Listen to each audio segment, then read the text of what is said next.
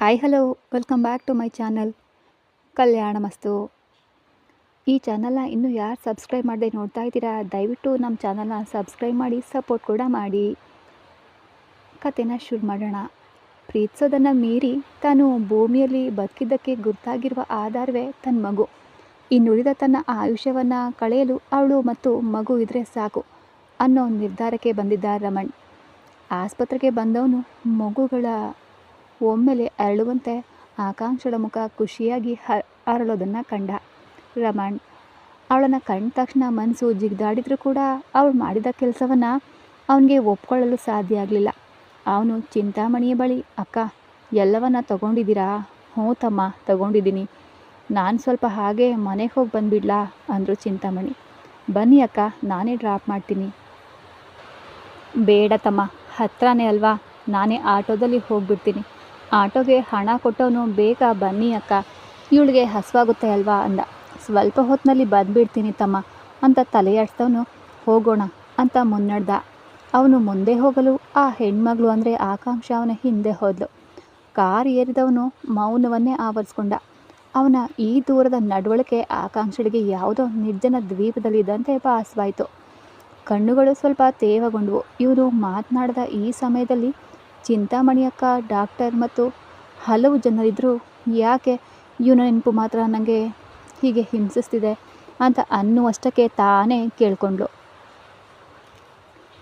ಎಲ್ಲರೂ ಸುತ್ತಲೂ ಇದ್ದರೂ ಮನಸ್ಸಿನಲ್ಲಿ ಯಾಕೋ ಒಂಟಿತನ ಕಾಡ್ತಿದೆಯಲ್ಲ, ಯಾಕೆ ಇವರು ನನ್ನ ಅರ್ಥ ಮಾಡ್ಕೊಳ್ದೆ ದೂರ ಇಡ್ತಾ ಇದ್ದಾರೆ, ಹೇಗೆ ಇವರಿಂದ ನನ್ನನ್ನು ಪಕ್ಕದಲ್ಲೇ ಇಟ್ಕೊಂಡು ಮಾತನಾಡದೇ ಇರಲು ಸಾಧ್ಯ ಆಗ್ತಾ ಇದೆ ಅಂತ ಹಲವು ಪ್ರಶ್ನೆಗಳು ಅವಳಲ್ಲಿ ಎದ್ವು. ಇವರಂತೆ ಸಹಜವಾಗಿ ಇರಲು ನನಗೆ ಯಾಕೆ ಸಾಧ್ಯ ಆಗ್ತಾ ಇಲ್ಲ?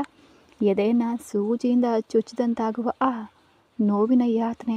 ಆ ಹೆಣ್ಮಗಳ ಕಣ್ಣುಗಳು ತೇವಗೊಂಡವು. ಕಣ್ಣೀರು ಒರೆಸ್ಕೊಳ್ತಾನೆ ಆಕಾಂಕ್ಷ ಬಂದ್ಲು. ಅವಳು ಅಳ್ತಾ ಇರೋದನ್ನು ಕಂಡವನು ಏನು ಕೂಡ ಮಾತಾಡಲಿಲ್ಲ.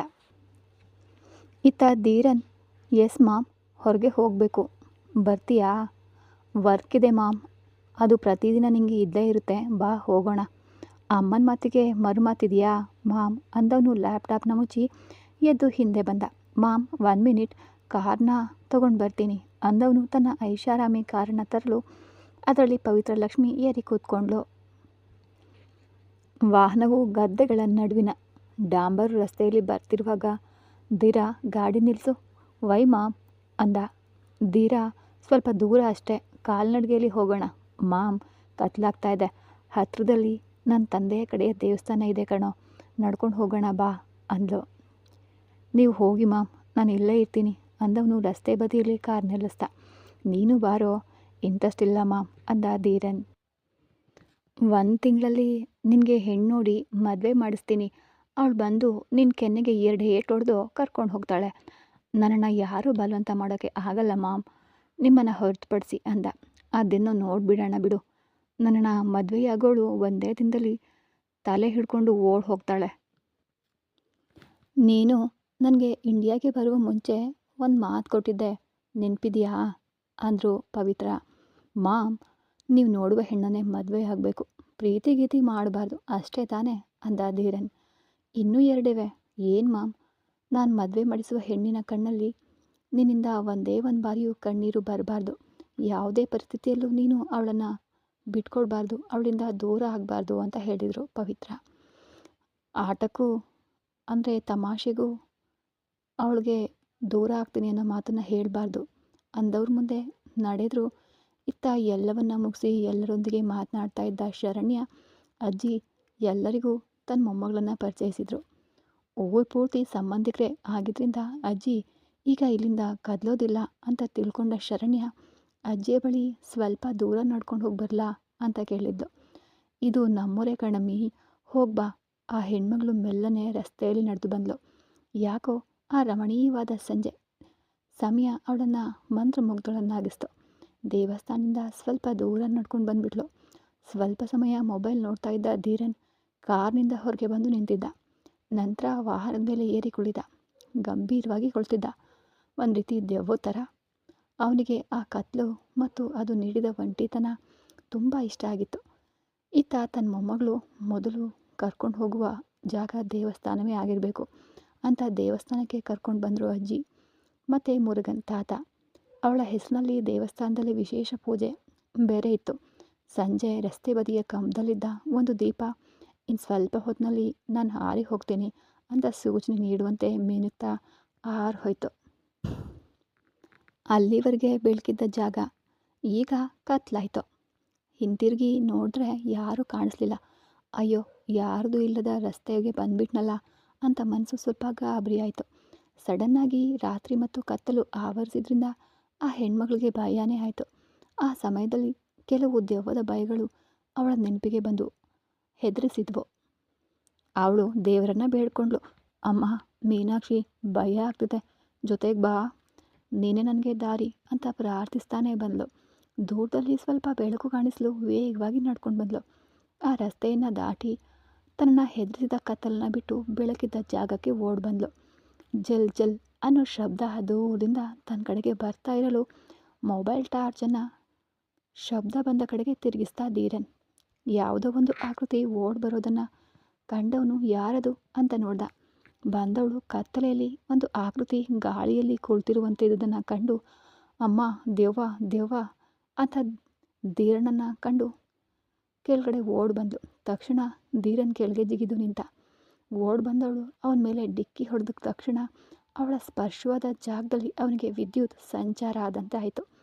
ಅವಳು ಡಿಕ್ಕಿ ಹೊಡೆದ ರಭಸಕ್ಕೆ ಬೀಳಲು ಹೋದಾಗ ಬಾಯಲ್ಲಿ ಮತ್ತೆ ಅಮ್ಮ, ದೆವ್ವ ದೆವ್ವ ಅಂತ ನಡುಗುವ ಧ್ವನಿಯಲ್ಲಿ ಕಿರಿಚ್ತಾ ಬೀಳಲು ಹೋದವಳ ಬಳುಕುವ ಸ್ವಂಟವನ್ನು ಹಿಡಿದು ನಿಲ್ಲಿಸಿ ಟಾರ್ಚನ್ನು ಅವಳ ಮುಖದ ಮೇಲೆ ಇರಿಸ್ದ. ಸ್ವರ್ಗದಿಂದ ಇಳಿದು ಬಂದ ಅಪ್ಸರಿಯೋ ಅಂದ್ಕೊಂಡ ಅವನು. ಅವಳ ತುಟಿಗಳಲ್ಲಿ ನಡುಕ ಅವನಿಗೆ ಸಣ್ಣ ಮಗುವನ್ನು ನೆನಪಿಸ್ತು.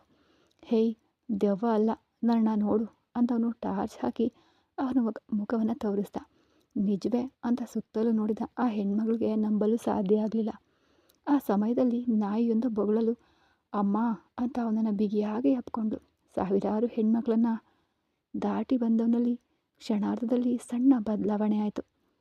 ನನ್ನನ್ನು ಕೆಡವಬಲ್ಲ ಹೆಣ್ಣು ಇನ್ನೂ ಹುಟ್ಟಿಲ್ವೇನೋ ಅಂತ ಅಂದ್ಕೊಂಡಿದ್ದ ಧೀರನ್ ಅಹಂಕಾರವನ್ನು ಅವಳು ಮುರಿದು ಬಿಟ್ಟಿದ್ಲು. ಅವನ ಉಸಿರಾಟದ ವೇಗ ಸ್ವಲ್ಪ ಹೆಚ್ಚಾಯಿತು. ಅವನ ಮನಸ್ಸನ್ನು ಹೆಣ್ಣಿನ ಸುಗಂಧ ಆವರಿಸಿತು. ಗಾಬರಿಯಾದವಳನ್ನು 10 ಬೆರಳುಗಳಿಂದ ಸೊಂಟವನ್ನು ಅಪ್ಕೊಂಡಾಗ ಅವನ ದೇಹಕ್ಕೆ ಅಂಟ್ಕೊಂಡು ನಿಂತಿದ್ದ ಶರಣ್ಯ ಅವಳ ದೇಹದಲ್ಲೂ ಹಠಾತ್ ಕಂಪನ. ಅದನ್ನು ಅವನು ಅನುಭವಿಸ್ದ. ಮನಸ್ಸು ಈಗ ಅವಳ ಮುಖ ನೋಡು ಅಂತ ಭಾವನೆ ಮೂಡಿಸಲು ಮೊಬೈಲನ್ನು ಅವಳ ಮುಖದ ಮುಂದೆ ಹಿಡ್ದ. ಮುಖದಲ್ಲೆಲ್ಲ ನಾಚಿಕೆ ಅರಳಿತು ಶರಣ್ಯಗೆ. ಕ್ಷಣಾರ್ಧದಲ್ಲಿ ಸಡನ್ನಾಗಿ ದೂರ ಸರಿದು ನಿಂತವಳು, ಹಲೋ, ನೀವ್ಯಾರು? ಇಲ್ಲಿ ಕತ್ಲೆಯಲ್ಲಿ ಏನು ಮಾಡ್ತಾ ಇದ್ದೀರಾ? ಒಬ್ಬ ಸುಂದರ ಹುಡುಗಿ ಬಂದು ನನ್ನ ಮೇಲೆ ಡಿಕ್ಕಿ ಹೊಡೆದು ಬೀಳ್ತಾಳೆ, ಅವಳನ್ನು ನನ್ನ ಕೈಗಳಿಂದ ಹಿಡ್ಕೋಬೇಕು ಅಂತ ತಪಸ್ಸಿನಲ್ಲಿ ಕುಳಿತಿದ್ದೀನಿ. ಹಾಂ, ಚೆನ್ನಾಗಿ ಮಾತನಾಡ್ತೀರಾ, ಆದರೆ ಕತ್ತಲೆಯಲ್ಲಿ ಕಳ್ಳ ತಾನೇ ಸುಲಿಗೆ ಮಾಡಲು ಹೀಗೆ ನಿಂತಿರ್ತಾನೆ ಅಂದ್ಲು. ಹ್ಞೂ, ನಾನು ಕೂಡ ದರೋಡೆಕೋರಿಯಿಂದ ದರೋಡೆ ಮಾಡಲು ಬಂದಿದ್ದೀನಿ ಅಂದ. ಹಲೋ, ಮನಸ್ಸಿನಲ್ಲಿ ನೀನು ಧೀರ ಅಂತ ಅಂದ್ಕೊಂಡಿದ್ದೀರಾ? ಪರವಾಗಿಲ್ವೇ, ನನ್ನ ಹೆಸರು ಕೂಡ ನಿಮಗೆ ಗೊತ್ತಾಗಿದೆ. ಹೋ ಸರ್, ಹೆಸರು ಧೀರಾನಾ? ಯಾಕೆ, ಇತ್ತೀಚೆಗೆ ಸಿನಿಮಾ ನೋಡಿದ್ರಾ? ಇಲ್ಲ, ನಾನು ನನ್ನ ಅಮ್ಮನ ಹೊಟ್ಟೆಯಲ್ಲಿದ್ದಾಗ ಅವರು ಧೀರನ ಪುಸ್ತಕ ಓದಿದ್ರಂತೆ. ಹಾಗಾದರೆ ನಿಜವಾಗಿಯೂ ನಿಮ್ಮ ಹೆಸರು ಅದೇನಾ? ಹ್ಞೂ, ನನ್ನ ಹೆಸರು ಧೀರನ್ ಅಂದ. ನೈಸ್ ನೇಮ್ ಅಂದ್ಲು ಶರಣ್ಯ. ನಿಮ್ಮ ಹೆಸರೇನು? ಅಪರಿಚಿತರಿಗೆಲ್ಲ ನಾನು ನನ್ನ ಹೆಸರು ಹೇಳಲ್ಲ. ಹೇಳಬೇಡ ಬಿಡು, ಅಪರಿಚಿತನ ಹತ್ರ ನಿಂತು ಮಾತನಾಡಲು ಬೇಡ ಅಂದವನು ತನ್ನ ಮೊಬೈಲ್ ಟಾರ್ಚ್ ಆರಿಸಿ ಹತ್ತಿರದಲ್ಲೇ ಸ್ಮಶಾನ ಇದೆ, ನೋಡ್ಕೊಂಡು ಹೋಗು ಅಂದ. ಹಾಗಂತ ಹೇಳಿ ಸ್ವಲ್ಪ ದೂರ ನಿಂತ.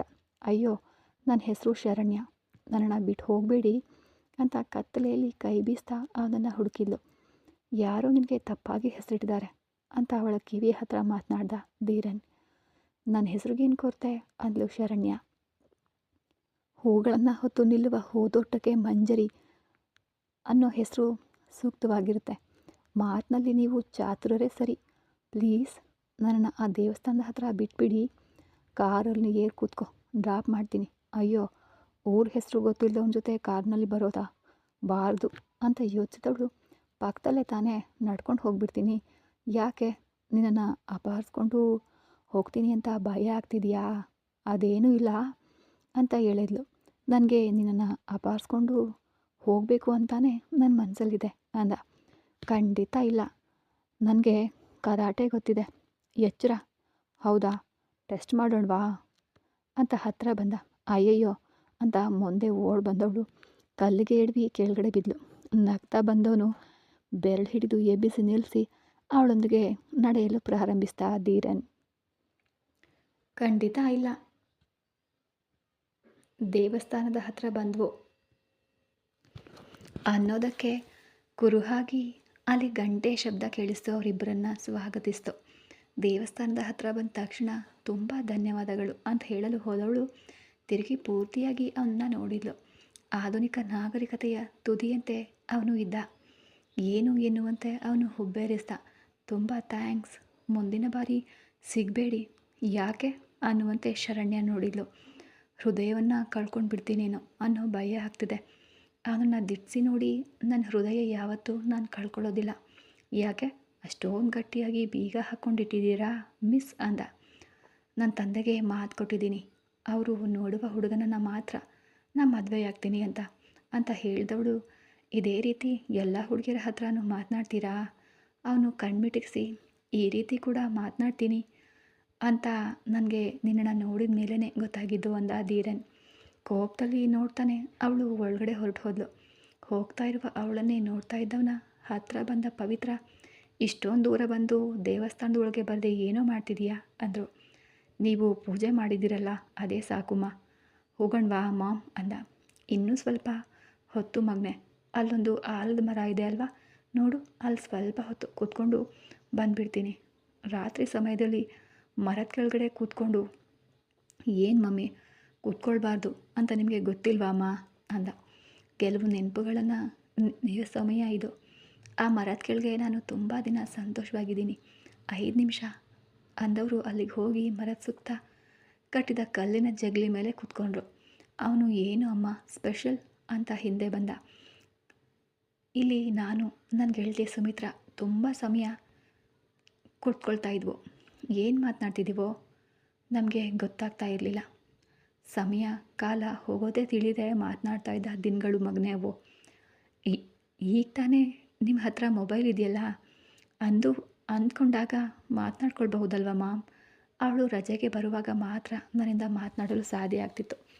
ಅವಳಿಗಾಗಿ ನಾ ಕಾಯ್ತಾ ಇದ್ದ ಸಮಯವೆಲ್ಲ ಈಗ ನೆನಪಿಗೆ ಬರ್ತಿದೆ. ನಿಮ್ಮ ಗೆಳತಿಯ ಫೋನ್ ನಂಬರ್, ಇಮೇಲ್ ID ಹೇಳಿ, ಹುಡುಕಿ ತೆಗಿತೀನಿ. ಹುಡುಕಿದ್ರೂ ಅವಳು ನನ್ನ ಹತ್ರ ಮಾತನಾಡೋದಿಲ್ವೋ? ಊರು ಹೆಸರು ಗೊತ್ತಿಲ್ಲ, ನಿನ್ನ ತಂದೆಯ ಹತ್ರ ಮಾತನಾಡಬಾರ್ದು, ಪ್ರೀತಿ ಮಾಡಬಾರ್ದು ಅಂತ 1000 ಜಗಳ ಆಡಿದ್ಲು. ಅವಳ ಮಾತು ನಾ ಕೇಳಲಿಲ್ಲ. ಒಂದು ಮಾತು ಕೇಳಿದರೆ ಇಂದು ಚೆನ್ನಾಗಿರ್ತಿತ್ತೇನೋ ಅಂತ ಅನ್ನಿಸ್ತಿದೆ. ಕೊನೆಯಲ್ಲಿ ಜಗಳ ಮಾಡಿಕೊಂಡೇ ಹೊರಟು ಹೋದವಳು.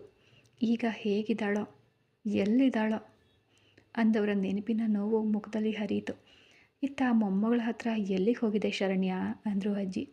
ಸುಮ್ಮನೆ ಸುತ್ತಿ ನೋಡೋಣ ಅಂತ ಅಜ್ಜಿ. ಭರತನಾಡಿನ ಸೌಂದರ್ಯವನ್ನೆಲ್ಲ ಸುತ್ತಿ ನೋಡಲು ಒಂದಿನದಲ್ಲಿ ಸಾಧ್ಯನಾ? ಇದು ದೊಡ್ಡ ಊರೇ. ನಾನೇನು ಹಳ್ಳಿ ಅಂತ ಅಂದ್ಕೊಂಡಿದ್ದೆ. ಇದು ಪಟ್ಟಣ. ನಾವು ಇರೋದು ಸಣ್ಣ ಊರು ಅಂದವರು ಮೊಮ್ಮಗಳ ಕೈ ಹಿಡಿದು ಕರ್ಕೊಂಡು ಹೊರಗೆ ಬರುವಾಗ ಆಲದ ಮರವನ್ನು ಕಂಡು ಹಾಗೇನೆ ನಿಂತ್ಬಿಟ್ರು. ಏನಾಯ್ತಜ್ಜಿ ಅಂದ್ಲು ಶರಣ್ಯ. ಅಲ್ಲಿದೆ ನೋಡು ಆಲದ ಮರ, ಅದುವೇ ನಿನ್ನ ಅಮ್ಮ ಹೋಗಿ ಕುಳಿತುಕೊಳ್ತಾ ಇದ್ದ ಜಾಗ. ಅವಳು ಮತ್ತು ಅವಳ ಗೆಳತಿ ಅಲ್ಲೇ ಭೇಟಿಯಾಗ್ತಾಯಿದ್ರು. ಇಬ್ಬರು ಒಂದೇ ಜೀವ 2 ದೇಹ ಅನ್ನೋ ಥರ ಇರ್ತಾಯಿದ್ರು. ಶಾಲಾ ರಜೆ ಸಿಕ್ಕರೆ ಸಾಕು ನಿನ್ನಮ್ಮಂಗೆ ತಕ್ಷಣ ಹಠ ಹಿಡಿದು ಭರತನಾಡಿಗೆ ಬಂದು ಬಿಡ್ತಾಯಿದ್ಲು. ಹಾಗಾದರೆ ನೀವು ಇಲ್ಲಿರಲ್ವಾ? ಇಲ್ಲಿ ಇರಲೇ ಇಲ್ವಾ ಅಜ್ಜಿ? ಇಲ್ಲ, ಇಲ್ಲಿ ನನ್ನ ತಮ್ಮ ಇದ್ದಾನೆ. ಅವಳು ಇಲ್ಲಿಗೆ ರಜೆಗಾಗಿ ತನ್ನ ಸೋದರ ಮಾವನ ಮನೆಗೆ ಬರ್ತಾಯಿದ್ಲು. ಎಷ್ಟೇ ಹೇಳಿದರು, ಎಷ್ಟೇ ಬೈದರು, ಈ ಮರದ ಕೆಳಗಿನಿಂದ ಅವಳನ್ನು ಕರ್ಕೊಂಡು ಹೋಗೋದು ಅಷ್ಟೊಂದು ಕಷ್ಟ ಅಂತೆ. ಅವಳು ತನ್ನ ಗೆಳತಿಯೊಂದಿಗೆ ಮಾತನಾಡ್ತಾಳೆ ಇರ್ತಿದ್ಲಂತೆ. ಇಲ್ಲಿಂದ ಹೊರಡಲು ಅವಳು ಒಪ್ತಾನೆ ಇರಲಿಲ್ವಂತೆ. ನನ್ನ ತಮ್ಮ ಅವಳಿಗೆ ಬೈತಾನೆ ಇರ್ತಿದ್ದ. ನಿನ್ನ ಮಗಳು ಯಾವಾಗಲೂ ನೋಡು ಇದ್ರ ಮೇಲೆ ಕುಳಿತಿರ್ತಾಳೆ. ಅದನ್ನು ಕೇಳಿದ ತಕ್ಷಣ ಶರಣಾಳಿಗೆ ಕಣ್ತುಂಬಿ ಬಂತು. ಅಮ್ಮನ ಗುರುತು ಕೂಡ ತಿಳಿಯದ ಮುಗ್ದೆ ಅವಳು ಬೆಳೆದ ಮೇಲೆ ಆಕಾಂಕ್ಷ ಮತ್ತು ಶರಣ್ಯ ಅಮ್ಮನನ್ನು ಹುಡುಕಬಾರ್ದು ಅಂತ ಫೋಟೋವನ್ನು ಕೂಡ ಮನೆಯಲ್ಲಿ ಹಾಕಿರಲಿಲ್ಲ ಶ್ರೀನಿವಾಸ್ ಅವರು. ಅಜ್ಜಿ, ನನ್ನ ಅಮ್ಮನೇ ನನ್ನ ಜೊತೆ ಇಲ್ಲ. ಅವರು ಇದ್ದ ಜಾಗದಲ್ಲಾದರೂ ನಾನು ಸ್ವಲ್ಪ ಹೊತ್ತು ಕೂತ್ಕೊಂಡು ಬರಲಾ ಅಂತ ನೇರವಾಗಿ ಆ ಮರದ ಕಡೆಗೆ ಹೋದ್ಲು.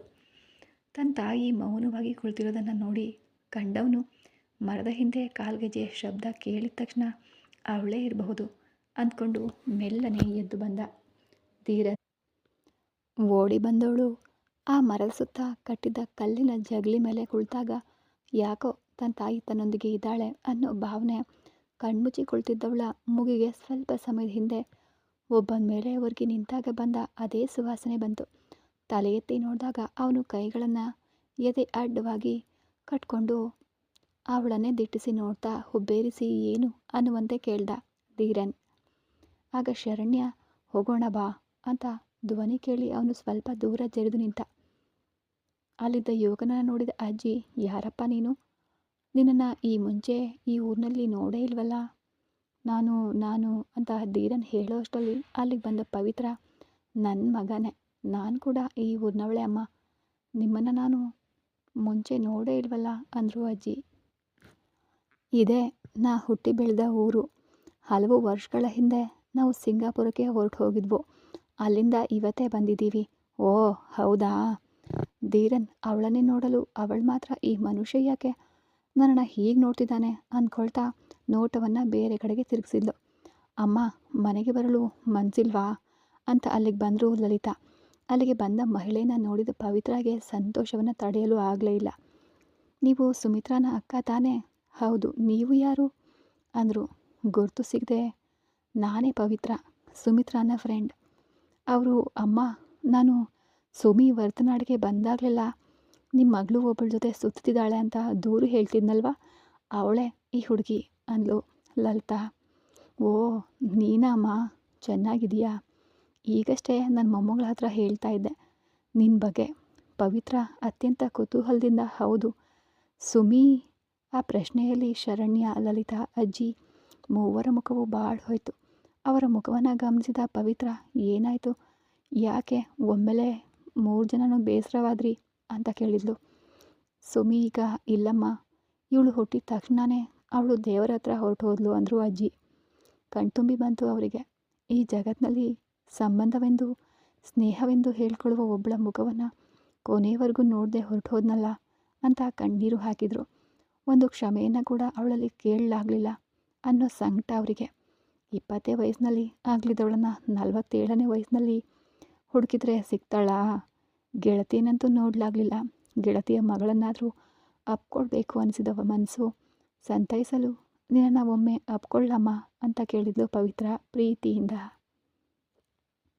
ಅವ್ರ ಪ್ರಶ್ನೆಯಲ್ಲಿ ತನ್ನ ತಾಯಿ ಮೇಲಿದ ಅಷ್ಟೊಂದು ಪ್ರೀತಿ ಕಂಡುಬಂದು ತಕ್ಷಣ ಅವಳಾಗಿಯೇ ಹತ್ತಿರ ಹೋಗಿ ಅವ್ರ ಹೆಗಲ ಮೇಲೆ ಒರಗಿದ್ಲು. ಧೀರನ್ ಇಬ್ಬರ ಬಾಂಧವ್ಯವನ್ನು ನೋಡ್ತಾ ಅವಳನ್ನು ಅಳತೆ ಮಾಡ್ದ. ಅವಳನ್ನು ಅಪ್ಕೊಂಡ. ಅವಳ ಹಣೆಗೆ ಮುತ್ತಿಟ್ಟು, ನಿನ್ನ ಹೆಸರೇನಮ್ಮ? ಶರಣ್ಯ. ಚೆನ್ನಾಗಿದೆ ಹೆಸರು.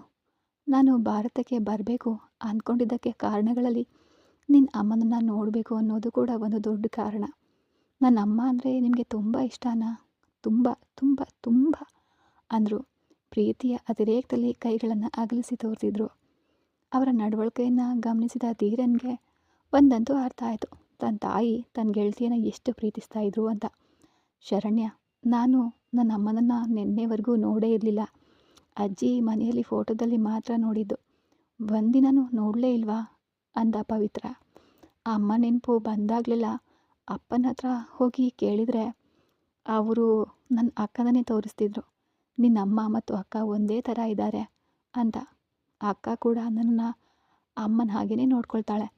ನಿನಗೆ ಅಕ್ಕ ಇದ್ದಾರಾ ಅಂದ್ಲು ಪವಿತ್ರ. ಅವರು ಎಲ್ಲಿದ್ದಾರೆ? ನನ್ನ ಅಕ್ಕನಿಗೆ ಮದುವೆಯಾಗಿದೆ, ಈಗ ಚೆನ್ನೈನಲ್ಲಿದ್ದಾರೆ.